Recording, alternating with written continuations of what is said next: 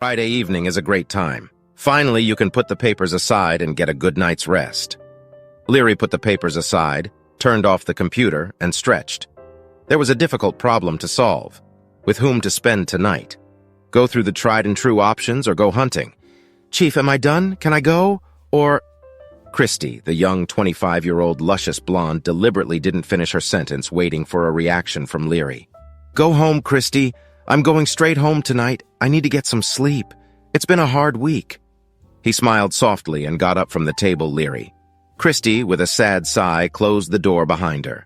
She was just one of the proven options to have a good time with. But truth be told, there were plenty of such proven options in the building that housed the law office in which Leary worked. Leary, an attorney with the famous Jacksonville law firm, was unusually popular with women of all ages. He was not breathtakingly handsome or muscular, but he had an incredible Irish charm that acted by many of the ladies he conquered like catnip on anyone who defined himself as a woman. Leary had a vague idea of what this very catnip looked and smelled like, but he willingly believed in its power, for girls fell at his feet in stacks as soon as he smiled and started hitting on them. Hunt, free hunt, he finally decided. Stepping out of the building, he rushed to a bar known to all who knew Jacksonville. It wasn't upscale or upscale. There might be fights and showdowns, but at the same time, the atmosphere of fun and adventure permeated everyone who crossed the threshold of this bar. Once inside, Leary looked around. Standing at the bar was a young woman in her early 40s with prominent boobs. It was obvious she was watching her figure, but the years were taking their toll. She's pretty. Too bad she's old, thought Leary. The woman was chortling, but Leary could see her looking sadly at a couple sitting at a table not far from the counter. The couple looked colorful. A slim, handsome girl and a balding older man. The girl was talking passionately about something. As they walked by, Leary overheard a conversation. A French woman, Leary guessed. The man listened attentively, nodding in approval. Up close, the bald man felt different. An aura of power and strength spread from this seemingly unassuming man. I'll see. Leary shuddered as he imagined a halo over the bald man's head and wings behind his shoulders. Some angel of death, he snorted, taking a seat behind a chair. And then he heard an explosion of laughter. There was a group of women with beers sitting in the far booth, discussing something merrily. After emptying his glass, our male directed his feet and the rest of his body to this supposed hotbed of sensual pleasure and hilarious relaxation. Girls, I see you're all having fun, but I know how to make the evening even more fun. Thank you, but we are tonight without drugs, exclaimed a red-headed beauty with obvious Irish roots. Oh, of all the drugs I can only offer myself, Leary retorted, flicking his trademark smile around the ladies. The commoner at the opposite end of the table sighed, fainting. The girls scrambled to help her. Leary was no stranger to helping her back to the table. Are you all right, my dear? Leary asked in his velvet baritone voice right into the recovered girl's ear. She nodded her head frantically, apologized, and headed for the exit of the bar. Go first, Leary chuckled to himself. So, with three of us at the table, what shall we do? Turned around the lawyer known in small circles.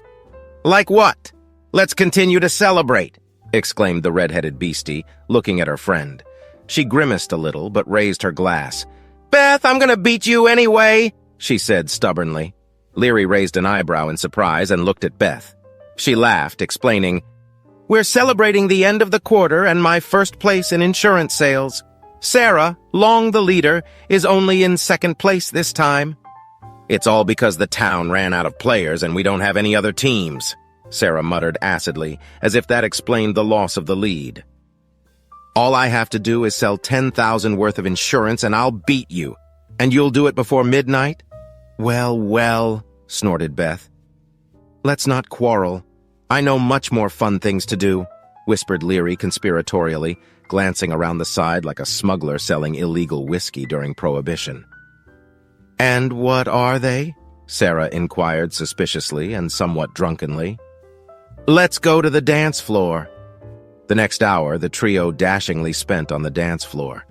Because there wasn't much space, the dancing was more like cuddling, including hugging, groping, and stroking all the protruding body parts of the participants in this dance. When they returned to their table, the star of the Jacksonville bar carelessly inquired, taking another beer. "It's getting too stuffy and hot in here. I suggest we go someplace quieter." "Oh no, I've had enough," Beth sighed and began to pack for home. Sarah silently raised her hand with her wedding ring. "Is that a problem?" Leary inquired. He'd already seen many times in his adventures. Having a ring didn't deter all ladies, especially here in Jacksonville. There was something about this place that made married, promiscuous ladies moan in bed with Leary almost more passionately than unmarried and single ones. Frustrated husbands sighed secretly, trying to understand the reason for the local anomaly. But then they gave their cheating wives a romantic evening and allowed their lovers to return to the bosom of the family. Sarah looked at the ring, then at Leary, thinking drunkenly about something. The pause lasted for a minute, but then she smiled devilishly at her thoughts, and evidently resolving something inwardly, nodded decisively to Leary. "No, that won't be a problem for what I'm up to." And hiccuping drunkenly, resolutely grabbed Leary's arm and dragged him to the exit. "We haven't much time, so let's not waste it. I have a wonderful house with a fireplace." Leary started to say something, but Sarah interrupted him. "No, let's go to my place. Is the husband on a business trip?" "Husband? Of course not. He's at home, cooking dinner." "Will he mind?" Leary once more clarified. He didn't like running away from angry husbands, but he'd run into the losers sitting in the next room a couple of times when he was pumping their wives in the bedroom. "Nah, he'll help us." Sarah stretched sweetly and smiled. Leary had actually, and he was wildly complexed by it, only managed to participate in a threesome twice in his career. That's not counting the college part of his life in the legendary UFS dorm. He was famous for his orgies. True, he never made it to one of the most legendary threesomes, but fortunately for him and unfortunately for those taking part, it didn't end very, well. When they entered Sarah's house, her husband was actually cooking dinner. Neat, but rather tall and muscular, taller and tougher than our sex lawyer, he looked pretty funny and cute in a rose-colored apron. The picture was spoiled a bit by the big butcher knife he was deftly carving meat with. "Darling, we're here," Sarah announced loudly, leaning slightly against Leary. Definitely the last few glasses were extra. The husband looked at his spouse in surprise. "Us?" "Oh, meet my darling, this is Leary. I met him at our bar when Beth and Linda and I were sitting around celebrating the upcoming closing of the block." The husband stared at Leary with big eyes. He was beginning to suspect that the tea time might not be happening. "He's a real gentleman. Gentleman." I patiently interrogated the husband in the apron. "Oh, we have to go with him. You know, not very intellectually supported the conversation, the husband. "It's, honey, that's what you thought." The husband relaxed, but picked up a burr to sharpen his knife. Now Leary tensed up. Sarah walked down the hall, opened the door to the next room, and beckoned Leary with her finger while looking at her husband. "But we might need you later," Sarah said thoughtfully, letting Leary into the room and licking her lips. When Sarah turned on the light, the future best lawyer in Florida and probably the entire South saw that they were not in the bedroom but in the home office. True, almost immediately he saw a luxurious couch. After all, the home bedroom is sacred to the family, Leary thought, and was already considering how best to make himself comfortable on the couch. But then Sarah came over to the table and leaned into the bottom drawer and started rummaging and mumbling something there. As she did so, her gorgeous ass pulled up her skirt, accentuating her shapely legs in seductive stockings. And yes, it was clear that she preferred a very small thong. While Leary looked at the beauty that opened up, Sarah found what she was looking for and turned to Leary. "There!" Sarah waved something victoriously, causing Leary to look away from mentally undressing her future partner. With difficulty taking his eyes off the gorgeous bust, he stared at the stack of papers Sarah was shaking. "What's this?" "Like any decent lawyer, and you are a decent lawyer, aren't you? You need insurance. All sorts of things happen in court. Gunfights, attacks by Mexican drug cartel mercenaries, stoned cops, angry cuckolds hunting you down. Life in court is dangerous and unpredictable, but I will nobly save you, and it will cost you a measly $10,000. Step right up, hurry up, buy the insurance before the price goes up." Sarah began to push hard, pushing her magnificent large breasts on him. And large breasts, dear reader, as we all know, were another citywide Jacksonville fetish. Ladies with large, beautiful breasts were inexplicably popular in this town and were forgiven much for which girls with pimples in their bras were ready to be executed. Jacksonville ladies grumbled, not understanding the reason for this anomaly, but eventually sighed and made an appointment with a plastic surgeon. Husbands sighed too, paying those bills. But look, let's talk about this later. The somewhat stunned, handsome lawyer tried to hug Sarah. "Darling," gently cooed Sarah, "you now have a great chance to become the owner of a very necessary thing, your health insurance, and you may need it soon, and for a measly $10,000. That's not why I came here." "But that's exactly what I'm here for," looked languidly at the best insurance salesman in Jacksonville, though not for this quarter, but Sarah expected to fix that pesky little detail in the next 10 minutes. I think I'm gonna go. Abram, we have a problem." The door to the office opened and Abram walked in, with a knife and an apron. There were bloodstains on the apron, and on Abram's face, the eagerness to solve any problems his wife might have.